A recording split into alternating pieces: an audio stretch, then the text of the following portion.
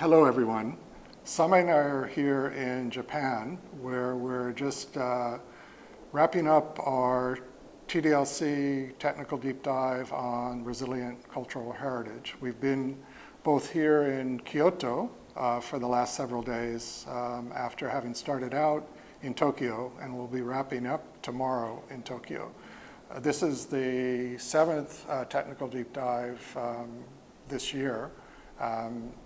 And it's really been great to have Same here. We've had delegations from 9 countries as well as our partners from UNESCO. So Same, what are some of your impressions? This is the first technical dive that you're joining.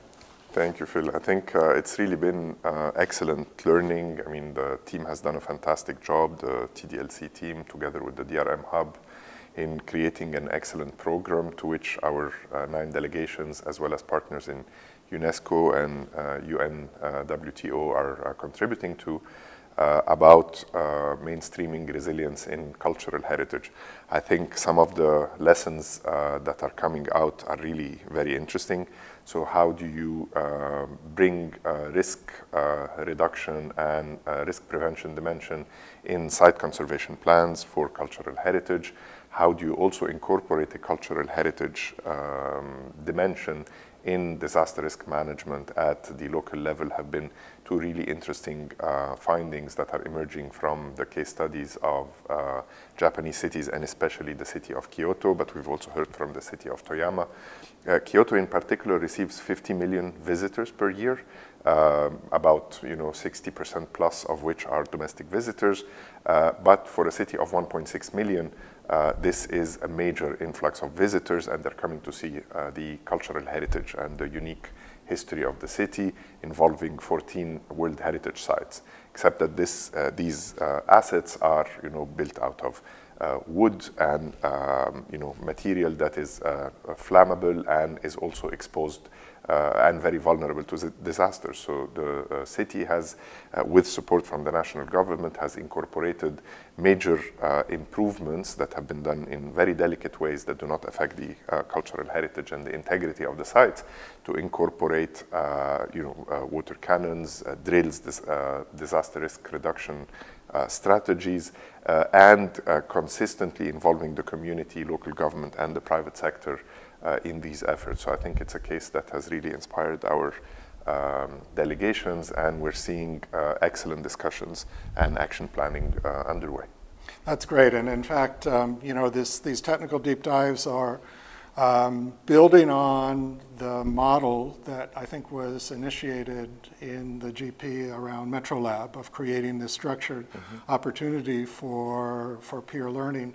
But also it provides a real special opportunity for our task team leaders to have a quality joint learning opportunity with clients where they're in a somewhat different type of environment, quite different in terms of the relationship as opposed to a supervision mission or a negotiation mission. So I think that's another hallmark of this.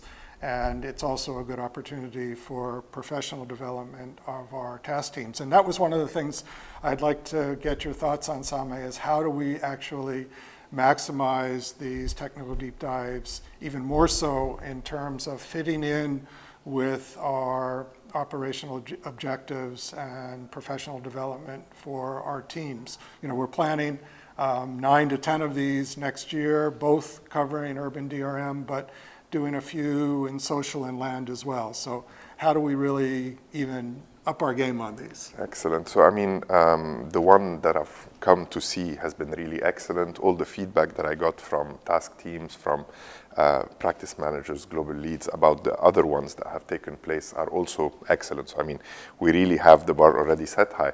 But in order to take it to the next level, as you said, Phil, I mean, the team has identified a list of, I think, about 12 or 13 candidate deep dives. So the prioritization on which ones bring the most value to our GP is a process that will be underway on the basis of demand.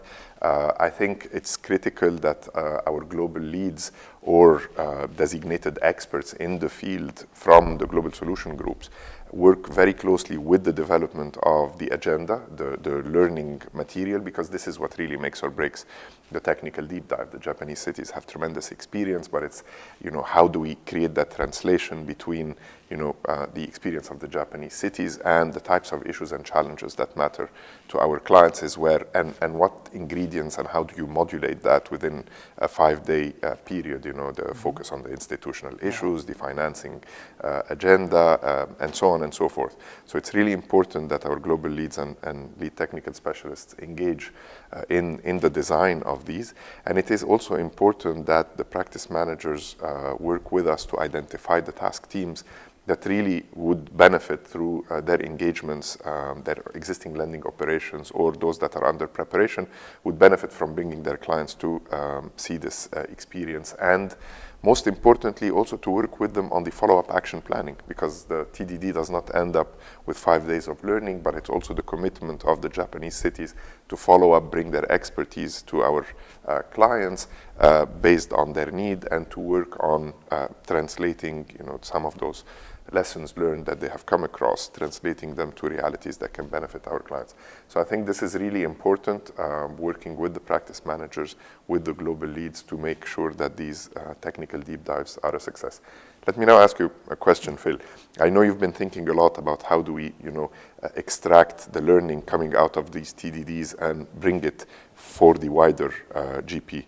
Can you tell me what are, your ideas about this and how do you want to take it? Great, yeah. So, we've been recording these technical deep dives, not only the presentations from the various resource experts from Japan, but also presentations that the delegations have made as well, both at the early stages of the technical deep dives and their action plans.